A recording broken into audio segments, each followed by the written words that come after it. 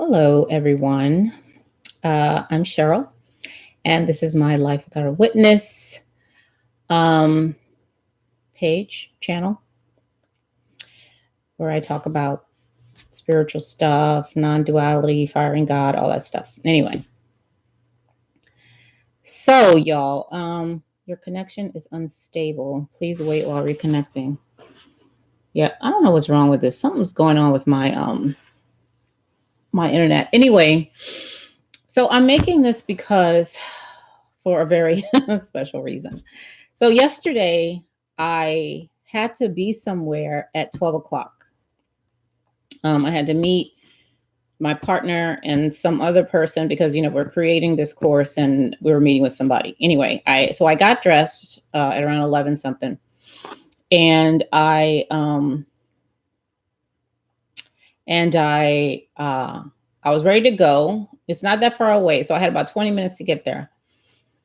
So I had my wallet, everything was done. So I'm looking for my keys. No, I didn't have my wallet. I was looking for my wallet. Okay. And I couldn't find it. I had my keys, but I couldn't find my wallet. So I'm looking at the time. Okay. I only have right now about 15 minutes to get there. So I'm running up and down the house, so I'm in my bedroom, going upstairs to my bedroom. I'm in the kitchen. I'm in the basement. I don't see it. I go back up to the kitchen, looking in the bathroom, the pantry, because I have a tendency to put things where they don't belong. Okay. I put stuff in the refrigerator that has no business being in the refrigerator. Right. So I have a tendency to do that. So I'm like, okay, I've stuck it somewhere where it doesn't belong. So I am looking, and time is ticking. Okay. Minutes are flying by, and I only have a certain amount of time to get there before the meeting starts. And it'll be just super rude, if I showed up late. So I'm just looking. My boyfriend called me. I was like, babe, I can't find my wallet. He's like, well, did you look here? Did you look there? I was like in a panic. Okay. Because first of all, I really wanted to be at this meeting. It's really important. I wanted to meet these people because we're trying to get some stuff done.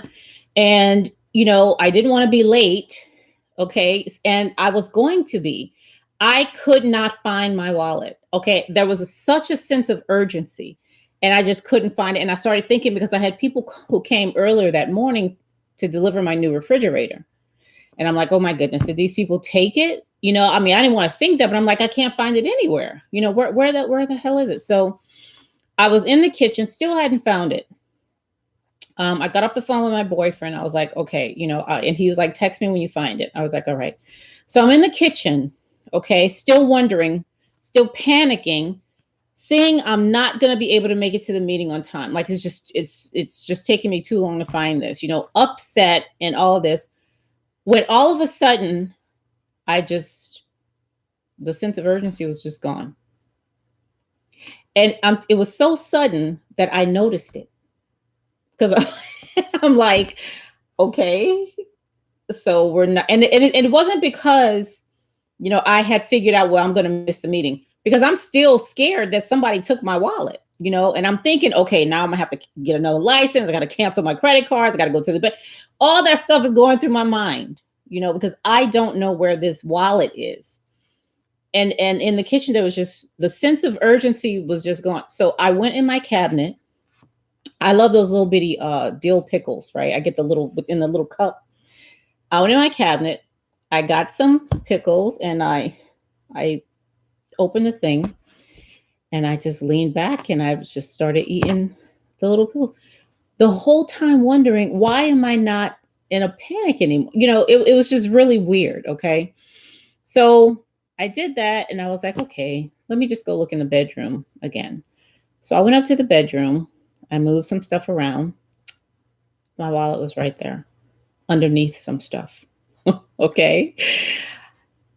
So that happened yesterday. Okay. Now today, and for the past like few months, actually, I've had an incredible sense of urgency to get into the job that I really want, to start doing the work that I really want to do, because I feel that's my purpose. Like, that's what I'm here for. That's what I'm here to do. Okay. I've really felt a sense of urgency for that. Like, hurry up. Like, what's taken so long? You know, like, why can't I just do this thing now? I'm miserable, where I am and what I'm doing. I don't like it. I don't want to do that. Why is it so hard for me to do the thing that I really want to do, that I really love to do? And so today I was thinking about, because yesterday I made another video about some stuff regarding telling the truth and being honest with yourself. Okay. And when I was a Christian, in moments like that, in moments like yesterday, today, the first thing I would have done, do you know the first thing I would have done? I would have prayed. I would have done everything I could to take off the sense of urgency, the sense of dissatisfaction, to just take that off and give it to somebody else. Okay. And prayer was the function that did that for me when I was a Christian.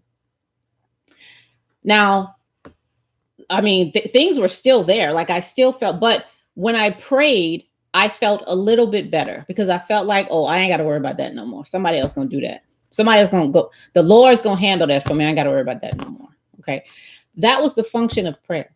And I said yesterday in one of my other videos that prayer does have a function. Okay. I was talking to my boyfriend because we went to a late lunch, and the individual who was there with us, he wanted my boyfriend to say a prayer over the food. Okay. Now, and he did. Okay. Because what I knew is that I do not pray anymore. I don't do those rituals anymore. And they respect that. But I also respect that they do those rituals, So I was able to just sit there, while he did what he was doing. And when they were done, we all just ate. Okay. It wasn't a big deal. Because he told me afterwards how uncomfortable he felt, because he knew that I wrote a book called Firing God, and this guy wanted to say a prayer. I'm like, don't do that. Life's like, you don't have to be uncomfortable, because what I understand is that different things have different functions. Prayer does not do the same thing as talking to someone face to face. Believing in God or some other deity does not do the same thing as believing in myself. Okay. They have different functions. And I realize that. I see that now. So the function that prayer had for me when I was a Christian and I did do that ritual, it no longer works. Like, I don't do that ritual anymore, because the function is not there for me. So today I was wondering, okay, like, life still happens. Life don't give a damn that I'm no longer believing in the Lord and all this stuff. Life still happens. Stuff still happens. So what do I do now? And I'm really thinking about this, right? I feel like all of this stress and worry and urgency, just like it was yesterday, is just on me, and I'm uncomfortable. I don't want to be in the space that I'm in. Okay. So what do I do? Because ain't nobody here for me to just take this off. I mean, nobody ever was there. But I no longer believe anymore that anybody is here to just take that off and give it away. So what do I believe now in place of that? Or what do I know now in place of that? What ritual do I use now, to help get myself through that? And it's what I did yesterday. I realized today it's exactly what I did yesterday when I was running all over this house looking for my damn wallet, And what that is, or nothing. I mean, that sounds crazy, right? What I did yesterday when I was in that kitchen, I had all these things running around in my head. I'm going to miss the meeting. Somebody stole my wallet. I got to go get another license. I got to go do the bank. I got to go cancel this car. All that stuff. When all that stuff was going on, it was like, you know what? If that's the case, that's just the case. If that's what it is, that's what it is. Because what I've learned and what I'm not going to do is spend energy thinking about and trying to fix something that happened 20 minutes ago, 5 years ago, 10 years ago, 20 years. I'm not going to do that. Okay. Also, what I'm not going to do, and I talked about this in the video yesterday too. What I'm not going to do is get out my crystal ball. Here, this is my simulation of the crystal ball. I'm not going to get this out and start, saying spells and, like Ursula and stuff, trying to figure out the future. I don't do that.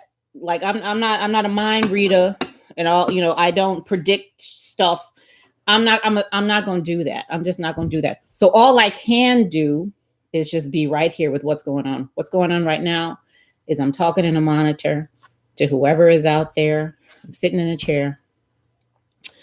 And that's what I'm doing. Okay. So when it comes to me and the frustration that I've been feeling, when it comes to my job, when it comes to me feeling like, okay, I'm not working in my purpose right now. I'm not sitting in that chair right now. Okay. All I can do, because what I'm doing is it's past and future. That's what I'm doing right now. Past and future, which takes a lot of energy. Okay. So I'm just going to be calm right here, right here. That's what I do. Instead of praying, instead of hoping and believing that something out there can take this frustration from me, I sit with it because I feel it now. If you could be here in my body, there's like a buzzing or something like right here. I'm calling that frustration. That's what I'm calling. It's not going anywhere. It's right here with me. Okay. And we gonna make it through this. Like we're gonna work through it. And also at the same time, I'm going to do some things just like I did yesterday when I calmed myself down in the kitchen. Okay. Went upstairs and I found the wallet. I'm gonna sit here with this frustration. I'm gonna sit here with this, belief that I'm not yet living in my purpose and doing the work I want to do. I'm gonna sit here with it. And at the same time, I'm gonna do something. I'm gonna reach out to somebody and say, listen, this is who I am. This is what I do. This is what I really love. I'm going to look for more clients because I actually have 2 right now where I'm able to really do what I love to do, And my boyfriend just got offered something where, I can help him and be engaged with what he's doing to do what I love to do, So there are no dire straits here. Okay. No, nobody's dying. Okay. That's not even what's going on. Right. And another thing that I said in Firing God was when I was a Christian, you have to be patient. You got to wait. Christianity is all about waiting.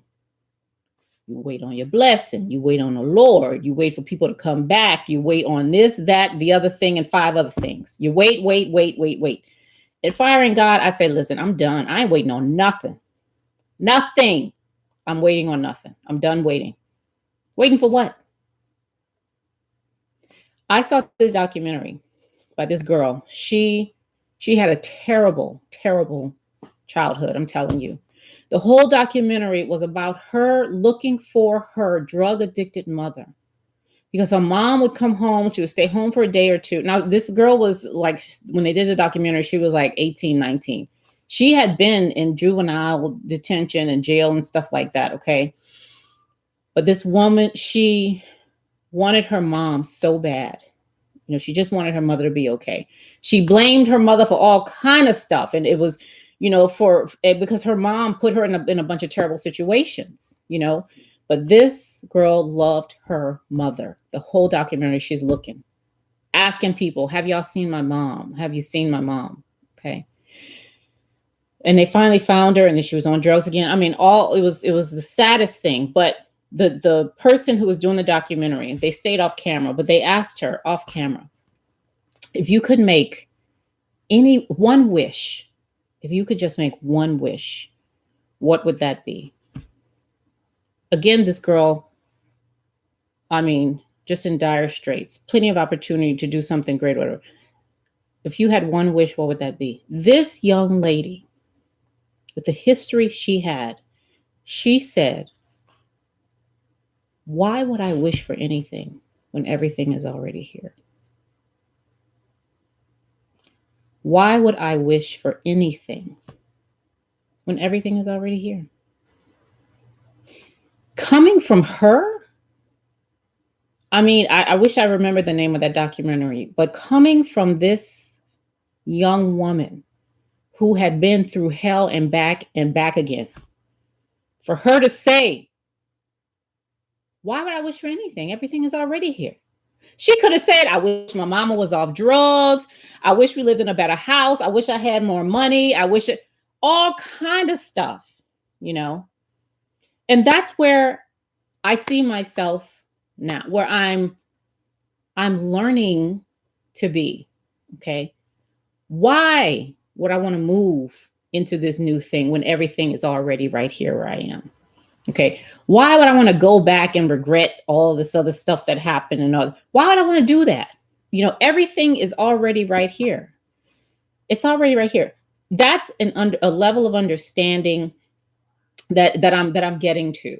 Okay. I'm really, because when I first started this, whatever it is, journey, whatever the hell, okay, it was very conceptual. And one of the many chapters I have in Firing God is called So What, right? You fired God, he ain't real, no such thing as hell or heaven. So what? Okay. So what? Like what? And I said, my house is still being foreclosed. Okay. So what? I'm still getting divorced. So, okay. So I have this new understanding, this non, whatever. So what? Okay. Now I'm beginning now to see the so what. And the so what is not about the fact that I no longer believe in God. Okay. That's not what it's about. Okay. It's about me being able to tell myself the truth. When I said, God, I don't love you, I don't believe you, you can fuck off, you know, what, all that stuff. When I said all that, I was in the room by myself. I wasn't talking to nobody. I was telling myself the truth. That's what I was doing. Now, the so what about telling yourself the truth? That's a huge thing. That's enormous. It's enormous. That's a huge, so what goes all, I mean, that's huge. The implications I'm seeing of being able to tell myself the truth are legion. It's a whole bunch of them. Okay. Because what I see is that if I'm able to tell myself the truth, if I'm able to say, Cheryl, there's also a chapter in Firing God called Making What's Missing. Okay. If I say, Cheryl, okay, what is your role in this frustration you're feeling right now? What is your role? Because I want to have a role. I have to have a role in the frustration, in the anger, in the disappointment, in the uncertain, in all that stuff. Okay. I have a role. And that's a wonderful thing. That's a beautiful thing that I have a role in my failure. It's beautiful. It's wonderful that I have a role in my success. And it's wonderful because with that comes, and I said this today in another video, with that comes something greater than even love. Okay. And that's accountability. Because with accountability, I can change stuff. I can't change shit with love. I mean, no, I can't change nothing with that. It's with accountability that I can do that. Okay. It's with response. Okay. I'm accountable for this, which means I can now change it. If I want to, if I don't like the outcome, if I don't like the frustration that I'm having, if I don't like, you know, the sense of urgency that keeps building up, you know, with the role that I have in that, I can go back and do something else. Okay. I can unravel whatever the belief is there, you know, that I've made that's causing the frustration or whatever. See if I like that and say, you know what? I don't like that. And do something else. I really feel like the story in Genesis that talks about God making that making stuff, I feel like that's what that's about. It's a metaphor for that, right? How when we just make stuff, that's what making what's missing is. That's what that chapter is about. I can't lose a damn thing unless I make it first. Then it's lost. Then I can cry about it. Then I can say, oh, I got to make up a relationship in my mind in order for me to be disappointed that it didn't work out. Okay. I have to make up some, you know what I'm saying? Like, I really have to make that stuff up. And I do. We are experts at that. One thing we never need training on, ever. You ain't never got to go to a classroom. You ain't got to pick up a book. You ain't got to go to school. You ain't got to ask your mama. You ain't got to do none of that stuff. The stuff we are good at, don't need no training or education on at all. Making mistakes. Okay. Failures. Not doing stuff we said we were going to do. Disappointing other people. Listen, experts. Humans are experts at that stuff. Okay.